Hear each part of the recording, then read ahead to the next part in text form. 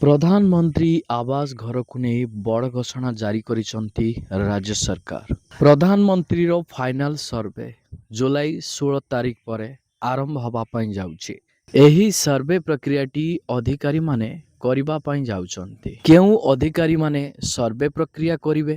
ଏହି ସର୍ଭେରେ ଆପଣମାନଙ୍କର କ'ଣ ସବୁ ସର୍ଭେ କରାଯିବ, ଆପଣମାନଙ୍କୁ କ'ଣ ପଚରାଯିବ, ତା ସହିତ ଆପଣମାନଙ୍କର ନାମ ସେଥିରେ ରହିବ କି ନାହିଁ, ସେମାନେ କେମିତି ନିଷ୍ପତ୍ତି ନେବେ, ତ କେଉଁ ହିତାଧିକାରୀମାନେ ପ୍ରଧାନମନ୍ତ୍ରୀ ଆବାସ ଘର ପାଇବେ, କେଉଁମାନଙ୍କର ନାମ କଟିଯିବ, ଏହି ସର୍ଭେର ପ୍ରକ୍ରିୟା କେମିତି କ'ଣ ରହିଛି, ସମ୍ପୂର୍ଣ୍ଣ ସୂଚନା ଏହି ଗୋଟିଏ ଭିଡ଼ିଓ ମାଧ୍ୟମରେ ମୁଁ ଆପଣମାନଙ୍କୁ ବିସ୍ତାର ରୂପେ ଜଣାଇବି। ସେଥିପାଇଁ ଆପଣମାନେ ଭିଡ଼ିଓଟିକୁ ବିନା ସ୍କିପ୍ରେ ଶେଷ ପର୍ଯ୍ୟନ୍ତ ଦେଖନ୍ତୁ, ଯାହାଫଳରେ ଆପଣ ଡିଟେଲ୍ସ ଇନଫର୍ମେସନ୍ ପାଇପାରିବେ।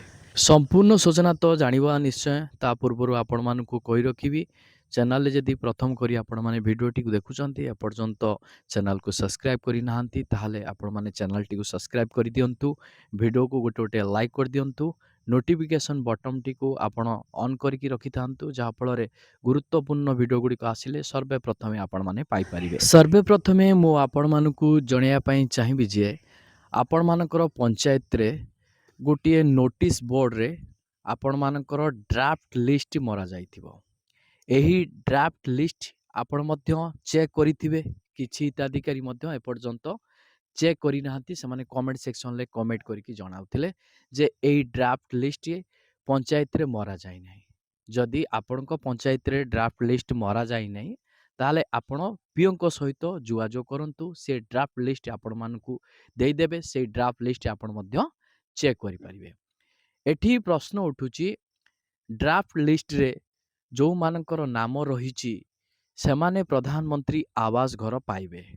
ତ ବହୁତ ହିତାଧିକାରୀମାନେ ମଧ୍ୟ କହୁଛନ୍ତି, ଗାଁ ଗହଳିରେ ମଧ୍ୟ କଥାବାର୍ତ୍ତା ଚାଲିଛି, এই ଡ୍ରାଫ୍ଟ ଲିଷ୍ଟ ବର୍ତ୍ତମାନ ସେଇଟା ଫାଇନାଲ ଲିଷ୍ଟ ବୋଲି ସେମାନେ ଭାବୁଛନ୍ତି। ତ ମୁଁ ଆପଣମାନଙ୍କୁ ଜଣାଇବା ପାଇଁ ଚାହିଁବି, ସେଇଟା ଫାଇନାଲ ଲିଷ୍ଟ ନୁହଁ। ବହୁତ ହିତାଧିକାରୀ এই ଡ୍ରାଫ୍ଟ ଲିଷ୍ଟରେ ନାମ ଦେଖି ସେମାନେ ଭାବୁଛନ୍ତି ଏ ଲିଷ୍ଟରେ ନାଁ ଅଛି ମାନେ 100% ପ୍ରଧାନମନ୍ତ୍ରୀ ଆବାସ ଘର ମିଳିବ। ତ ଏହି ଡ୍ରାଫ୍ଟ ଲିଷ୍ଟରେ କେଉଁମାନଙ୍କର ନାମ ରହିଛି? ସମସ୍ତଙ୍କର ନାମ ରହିଛି।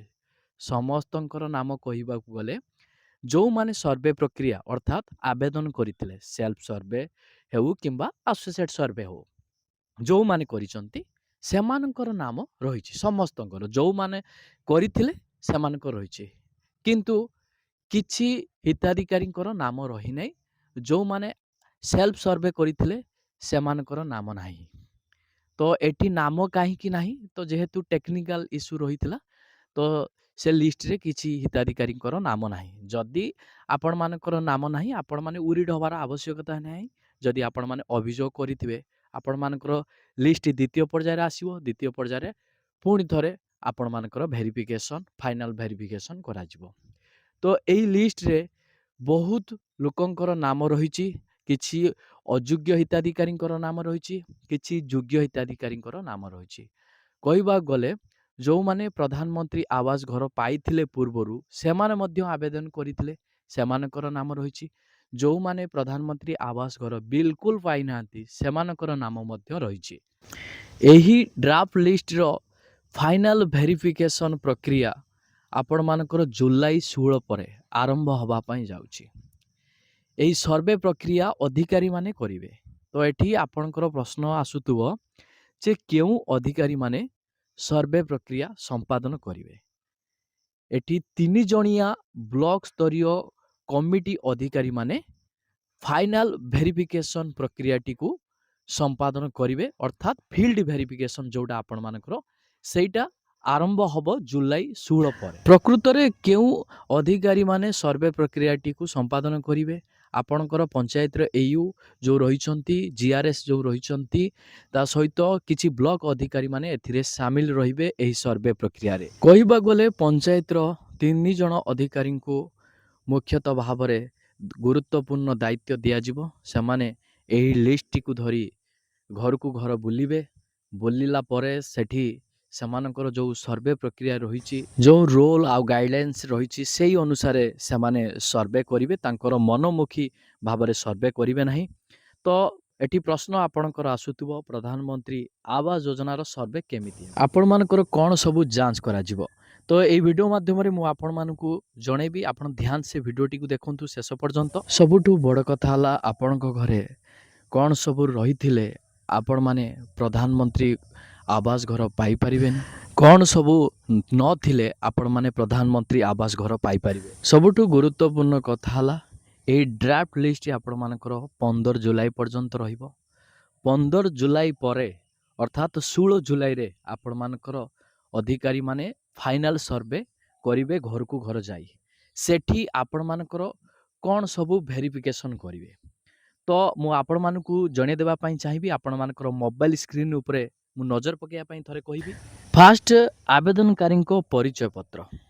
आवेदनकारी को परिचय पत्र कहिबा गले एक नंबर रे आपण मानकर आधार कार्ड।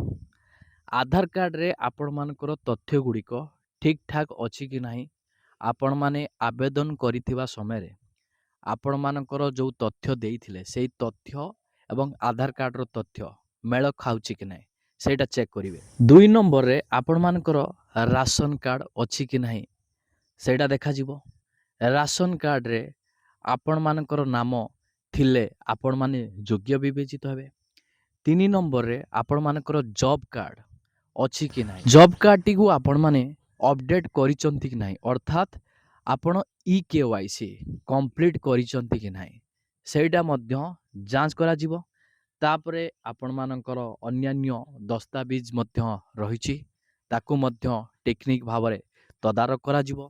सेकेंड रे आपण मानकर घरर कंडीशन देखिबे। कंडीशन कहिबा गले आपण माने माटी घरे रहउचंती ना भंगा घरे रहउचंती, केमिति कोन रहउचंती, आपणकर घरर कंडीशन केमिति कोन रहिछै ना आपण एजबेस्ट घरे रहउचंती, एजबेस्ट घर केमिति कोन कंडीशन रे रहिछि सब किछि आपण मानकर जांच करा जिवो। जदि आपण माने एही सब कंडीशन रे रहउचंती, माटी घरे रहउचंती, भंगा घरे रहउचंती, एजबेस्ट घरे रहउचंती ताहाले आपण माने योग्य विवेचित हेबे। जदि आपण माने पक्का घरे रहउचंती, आपणकर पूर्वरु पक्का घर रहिछि आपणक नाम रे ताहाले आपण माने अयोग्य विवेचित हेबे। थर्ड रे आपण मानकर लैंड कंडीशन। लैंड कंडीशन कहिबा गले जमीर स्थिति अर्थात घर निर्माण पाई जमी अछि कि नाही एवं ताहा रो तथ्य आपणक पाखरे अछि कि नाही से गुडा को जांच करिवे। फोर्थ रे आपण मानकर फैमिली मेंबर केते कोन रहिचंती सेटा मध्य जांच करिवे। तापरे आवेदनकारींकर थिबा सूचना गुड़िक सठिक अछि कि नाही ताहा मध्य टेक्निक भावे जांच करा जिवो। तापरे फिफ्थ रे बैंक खाता। बैंक खाता कहिबा गले बैंक अकाउंट टू आधार संजोग ठीक अछि कि नाही सेटा आपण मानकर चेक करा जिवो। 6 रे आपण मानकर जीपीएस फोटो अधिकारी माने नेबे से फोटोटी को अन्य मानकु मध्य शेयर करिवे। 7th रे आपण माने सरकारी अधीन रे पूर्वरु आवास घर पाइचंती कि नाही सेटा मध्य चेक करा जिवो। 8th रे पड़ोसी को मतामत मध्य लुड़ी पारंती अधिकारी माने केते बेले पड़ोसी मानकु पचारिबे जते बेले संदेह सृष्टि हबो सेते बेले पड़ोसी मानकर मतामत आवश्यक स्थले नै पारंती।